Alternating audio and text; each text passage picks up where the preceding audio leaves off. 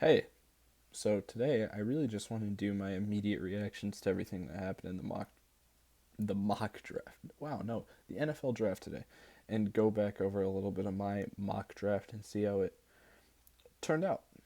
So, try to go through this quickly since I know that mock draft video was 35 minutes. That seems a little lengthy. So, I'll try to keep it quick. Here we go. So, Bengals, Joe Burrow. Easiest pick ever. Glad to see that they actually took him, and with even more people talking him up, seems like the right pick. Okay, second overall, Chase Young. Once again, I didn't think that was a surprise. So, I mean, he's widely considered one of the best players in the draft. I don't have as much praise for him as other people do, but everybody loves him, so I guess. Pass rusher, if he ends up turning out well, it's a good pick. Hopefully he does, for the Redskins' sake. Lions, Jeff Okuda. I like it. Got to replace Darius Slay. It's that simple. Giants, this is the first pick I got incorrect. I said Isaiah Simmons. I thought they wanted a linebacker. Of course, they go with an offensive tackle, but not with an offensive tackle that I would have said, which is the best one, Tristan Wirfs, in my opinion. They go with Andrew Thomas, who I didn't watch a ton of tackle footage, but it just seemed like he should have been ranked lower, and he was the one that I was really the least impressed with. But I'm once again going to say that I'm not surprised that the Giants are the team to screw that up. That, like, I can't say screw it up. It may be a good pick. And it seems like there's a lot of offensive linemen that are talented in this draft, especially seeing how many went in the first round. But he didn't seem like Tristan Wirfs was an incredible athlete, and it just seemed weird for them to pass on him. But just like the Daniel Jones pick last year, a little bit of a surprise. Okay, acceptable. They filled a position of need at least. Next, we've got number 5, the Dolphins. They pick Tungavailoa here. It's the right pick, but I think if you look at every other team around you, you're risking it. You are risking it because you got the Chargers right behind you. But after the Chargers, I feel like he could have dropped all the way to 18 and seen nobody take him before you. And then you get a tackle like Wirfs here, which I mocked to them. I think that would work out a lot better in their favor than what they ended up with. Because let's see, they got Tua, and then they picked a tackle named Austin Jackson from USC. May not be a bad player, but I never even get a chance to watch him. I didn't get that far into the tackles to see him. So, I mean, I think if they got worse and then they were able to risk it, see the Chargers still go with Herbert like they did at 6, then they may have gotten to it at 18. So, if I was the Dolphins, I almost would have taken the risk. But I'm not. Plus, it's not convincing one guy. That's why you have a group of people making the decisions and not one person like myself. Because if it's just me, then that is that that's I mean, people are irrational on their by themselves. So groups of people are better. Okay, moving on to the Chargers. I put Herbert here. I had him there. Wasn't surprised to see him get picked here. And I think it's good for their team. I think it's the right decision. So like I said, you can't move into a new stadium with Tyrod Taylor as your starting QB. It's kind of weird. Next, Panthers. I wanted them to go with Caleb Von Chason here. And I didn't realize um, going into the draft how lowly rated it seemed like everybody else had Chase on. Holy cow, I have him in the top 10. But it doesn't seem like everybody else values him that highly. However, I still love the Panthers pick because Derek Brown is probably the best D lineman in this draft. And I'm not kidding when I say that. I think he will be the best pick in the draft. Now, Cardinals, I put them as an offensive tackle because I didn't see like a glaring need at any position. The team's not amazing, but I didn't see a glaring need. But I did think Isaiah Simmons would go before their pick, which he didn't. So Isaiah Simmons to the Cardinals, 8. Love it. Perfect pick. Jaguars. CJ Henderson. I had him fall a little further. I had him getting all the way down to pick number 14. I wanted the Jags to take Derek Brown. He was already gone. They need a corner. Good pick for them, too. Browns go with Jedrick Wills. Didn't realize it beforehand because I couldn't remember who I placed all the tackles with. Like, up and down the board, I couldn't remember which name went with which team. Just know I went lineman with the Browns. But hey, Jedrick Wills is the tackle that I mocked to them, and he's the one that went there. Now, the Jets. I mocked Andrew Thomas because I did not think that Andrew Thomas would go fourth overall. But instead, the Jets got a better tackle in Mekhi Becton because he didn't go as early as I thought he would. And once again, a good tackle pick. Now here's the pick I'm the most proud of. Raiders, 12th pick overall. I don't think Henry Ruggs is the best receiver in the draft, which I may have said in the other video. But I did mock him to the Raiders at 12, which was my first receiver from my mock off the board. So, I'm pretty proud that I hit that dead on the head. Like, nice. Got it. Now, then at pick 13, we had the swap between the Buccaneers and 49ers. It seemed really weird for the Buccaneers to move up one spot and lose value with the 49ers. 49ers, great trade. But why would they move up to take Tristan Wirfs here? Because the chances, he is, like I said earlier, great player. But what are the chances that Tristan Wirfs gets picked by the 49ers? I don't think teams weigh that enough.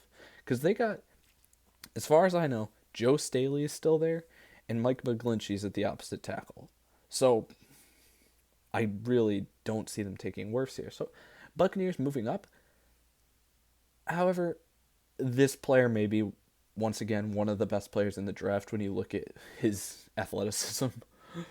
And we learned from DK Metcalf last year that you're not supposed to underestimate any sort of athleticism. So great pick. Now, 49ers, Javon Kinlaw. I just have to say, good pick. But they're sitting here with Jerry Jeudy and CeeDee Lamb on the board. I don't even care which one you take at that point. You should have picked a receiver there. You need receiver help. That D-line was insane last year. I don't think losing DeForest Buckner was enough to say, yeah, we'll use the first pick on a D-lineman. You could have used your later pick on a D-lineman. I would have went receiver there. But, once again, very good player. That's the hard part about it. You got to look at it like, which guys fills our holes better. And I think that a receiver would fill it better. But once again, Javon Kinlaw, also an amazing player. So you really can't screw it up that much. It's not going to be that bad. He'll be a good player. I don't think they'll have to worry about anything. But then, happily, once again, pick 15. I don't know why. I could just tell this was going to happen the entire time. Broncos go Jerry Jeudy. Not surprising at all. Pair him with Cortland Sutton. Drew Lock hopefully turns up this year. Noah Fant and all those backs they got. Phillip Lindsay, Melvin Gordon, and whoever else. I think that team could be, at least, they'll definitely improve, but they could be like never a team that you can be like for sure, oh, this is going to be for sure a win. Like, they'll be a tough team for everybody. Falcons. So I put Delpit here, but they actually go a different way for defensive back. They go AJ Terrell, corner. I don't know. I thought Delpit was pretty impressive, and having him drop this much is insane to me. So I don't know. It's weird that the safeties just got like no love in the first round. AJ Terrell though, I don't think he was like I heard on the actual draft. The top two corners were very obviously the top two corners. But from that point on, it kind of got foggy, and you couldn't tell for sure who it was. So you got AJ Terrell there. I guess they need all sorts of defensive back help. So AJ Terrell makes sense. Now, Cowboys, holy cow, I can't believe he got to you, and I'm kind of mad that he got to you because he's way too talented to get all the way down to 17. CD Lamb, that guy's a weapon. And who's their left-handed offensive coordinator now? Kellen Moore. Yeah, that guy. Uh, CD Lamb. Um, it should be pretty easy for Kellen Moore to keep his job. If is he still there under Mike McCarthy? I'm assuming he is, but I'm actually not sure. However, if he is still there, it should be pretty easy to keep his job with a man with that much talent at a skill position like Prescott, Amari Cooper, Ezekiel Elliott, and him. If not for the Buccaneers being completely loaded now, you would have to say that that's maybe the scariest offense in the league. Then we got Dolphins. And here's where they pick their actual tackle. Austin Jackson out of USC. I literally know nothing about him, so I can't speak on him. Uh, they needed offensive line help. But I like the idea that they get a better offensive lineman in the top 5, and then I really think they could have gotten Tua at this spot still. And after Austin Jackson, this is really where it gets confusing, because now there's guys that I haven't even heard of. The Raiders here at 19. I did say that they would go corner at 19. I thought they would go Jeff Gladney. Instead, they go Damon Arnett. I don't know anything about him. Don't know anything about him. Corner position in need. Okay, makes sense. Good pick. You filled a hole. The Jaguars have now selected their pick number 20 here. 2 years in a row, the Jaguars have now selected my favorite player in the draft. Last year, Josh Allen. This year, they already had one pick. They went with C.J. Henderson before. Very good corner, but Caleb Von Chase on here is my favorite player in the draft this year. Who did I have them going with before? I had them going safety before because Caleb Von Chase on wasn't here. Okay. I'm very happy with Caleb Von Chase on. Love him. Love him, love him, love him. Okay, Eagles. I had Kenneth Murray here to the Eagles before, but he fell a little more. Now, I didn't think other people would value him as highly because I put him in my notable players that I didn't think would get drafted in the first round. Jalen Reagor. I was so happy with that pick because I thought for sure when the commissioner was going to announce the pick, he was going to say Justin Jefferson because I don't like Justin Jefferson as much. However, a lot of the analysts were falling all over him. I don't think he creates enough separation. I think Burrow put a lot of throws in perfect spots for him. But I think Jalen Reagor is a playmaker. And I think the Eagles did the right thing getting a playmaker because that'll replace that Deshaun Jackson mold that they had for so many years. And Deshaun Jackson actually is back on the roster now, but a younger version of Deshaun Jackson which Jalen Reagor really feels like he could be. I'm sure they'll be happy to have that for many years to come. Now the Vikings here, they go Justin Jefferson. I'll just say receiver was a position in need, so I guess I wanted them to go receiver here. I just don't love him. He's really not that much further down the list than some of the other receivers that are after those first 4 guys that were picked before him. There's only maybe 1 or 2 guys that I ranked a little bit ahead of him, but I just don't think number 22 overall is as high as you need to take him. I think you could get him in the second round. I think the Vikings could have traded back here and gained some more picks. But they definitely need a receiver with trading Diggs, and after Thielen, holy cow, it's hard to even see a guy that you've heard of on that receiving core. Chargers, Kenneth Murray. I can't really even think of a Chargers linebacker that's popping out of my, well, the Chargers weren't in this position before because it was a pick traded to them from the Patriots. So yeah, I can't really think of a Chargers linebacker that's since Junior Seau that's been super talented, but Kenneth Murray, pretty talented guy. So definitely good to see another good young linebacker in their building. Saints, this one was surprising. I didn't think any interior offensive lineman would go early in the draft. Saints go Cesar Ruiz. Ruiz, I think, from Michigan. I don't pay enough attention to interior offensive line. However, I'd trust Sean Payton, and I think if they notice that the interior offensive line is weak, then they probably know what they're talking about. So, I guess it makes sense for them. I had them going Patrick Queen here, and I really still kind of like that just because then they'd have a player staying in state from college to the NFL. But I mean, honestly, that's probably the only reason I mocked up to the Saints. So Cesar Ruiz is probably a player that makes sense here. Next, we had movement again. Let's see how this happened here. The Vikings were here before, but the 49ers moved into this spot and selected Brandon Ayuk. I liked Brandon Ayuk, and I thought it was funny to hear on the broadcast because when I was writing notes for players when I was watching them, I wrote he seems taller than he is because I looked at his height at 6 feet and he seemed taller, and when I was watching him, I'm like, he seems bigger than 6 feet tall. I'm short. I'm like 5'9" on a good day. So, yeah, it was just strange to see that. But then I was like, that's such a weird player note for me to have. He seems bigger than he is. But then they mentioned that his wingspan is 81 inches, which is an inch shorter than Calvin Johnson, but Calvin Johnson is 5 inches taller than him. Like, that makes sense why I see his height bigger than it is. Or I think his height is greater than it is. So that pick makes sense. I like that pick. Really do. That guy impressed me when I watched him. Now, this happened too. I don't know why the Packers moved up here.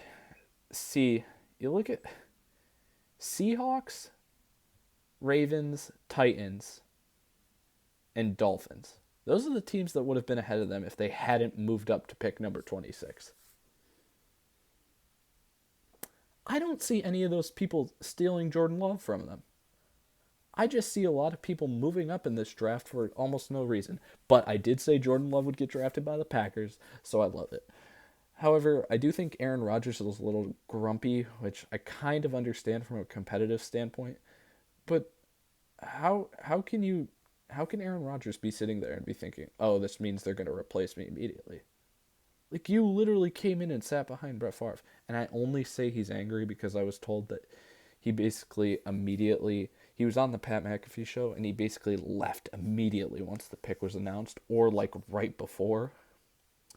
So he may just have been angry. I don't know. That could be completely false and something else could have occurred. But I really hope he's not grumpy about it because he was already in that situation. And that doesn't mean that they're going to give up on him at all. I saw. All right, moving on. Seahawks. They picked Jordan Brooks from Texas Tech, linebacker. I didn't see anything about him. But from just the stats they popped up on the screen, okay, hope he's talented because I thought Patrick Queen was really talented too. Patrick Queen only goes one pick later to the Ravens. So both these teams get linebackers, and I was kind of jealous. I couldn't believe that Patrick Queen got all the way down to 28. That was pretty frustrating. I was like, wow. I don't think the Ravens need more talent. They went 14-2 last year. Jeez, I'm kind of feel bad. But Jordan Brooks to the Seahawks, linebacker. I think linebacker, besides Bobby Wagner, I guess you can consider Shaquem Griffin a linebacker, but he's obviously rushing the passer every time he's on the field. I think they did need a linebacker. I think they needed a linebacker. Jordan Brooks makes sense. Patrick Queen also for the Ravens. I think linebacker was another position for them. Secondary, defensive line, all playing well for the Ravens, but the one group that needed a little work was linebacker. So grabbing Patrick Queen there obviously makes sense. Once again, I don't know how I didn't know this, but I think it's funny when there's players that I haven't even checked out yet, and it's the Titans going offensive tackle Isaiah Wilson. I just thought it was. I don't know anything about him, so I can't say anything. They got Taylor Lewan, and I feel like the Titans also had another tackle on the opposite side that was pretty good. But Isaiah Wilson's a tackle listed as a tackle, at least from Georgia. He was a tackle at Georgia because when we were watching the highlights, he was on the opposite tackle side from which name am I looking for? Let me see. Let me scroll back up to Georgia. Georgia. Andrew Thomas. He was opposite Andrew Thomas. He was the opposite tackle. So I thought it was funny that they had two like really talented tackles that just weren't anything to they had two really talented tackles, but I only heard about the one. Um and then you get to pick 30. And once again, you just got weird stuff. And one more time to the Titans. Sorry, just want to say it again. I thought they had two decent tackles, so I don't really know why they went tackle here. Maybe they'll move one of those three guys inside. That's the plan. I don't know. But then you have another thing happen right here with the Dolphins. The Dolphins have Xavier Howard and Byron Jones. I was like, I said J.K. Dobbins here because I hear that they really like J.K. Dobbins. No, they just skip out on running back position of need. I guess they look at it like we need to go defense because we've went offense twice already this draft. So they go, oh boy, I forgot to actually say this name and I forgot about that. Noah Igbinoghene. That wasn't smooth, but I think it was fairly accurate, so we'll go with it. They go cornerback Auburn. They talked about him being crazy fast. Is he going to be their slot corner? I even thought the who the heck was the kid wearing the 40s number maybe number 40? He was wearing a number in the 40s last year, and they were like, "Oh wow, Nick Needham is coming on really hot for the Dolphins at the end of the season to play corner." So that alone made me be like question the Byron Jones signing. Like, you like this young kid, but you bring this guy in, and now it's like Xavier Howard, Byron Jones, Nick Needham. That's 3.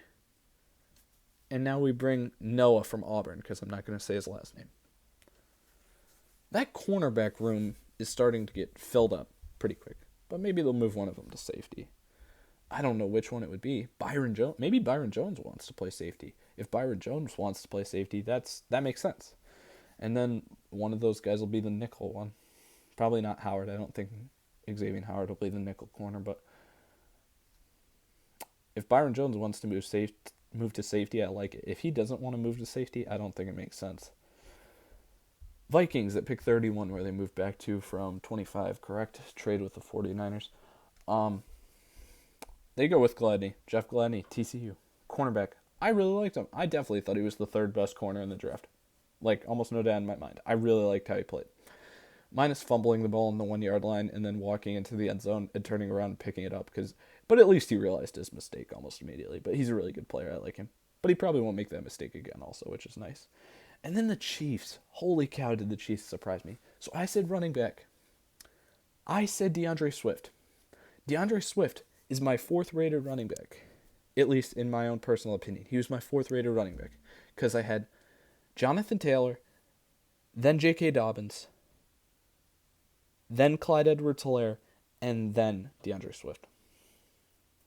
Now, when I watch J.K. and Jonathan Taylor, I just thought these guys are like ground and pound guys more than like elusive out of the backfield guys.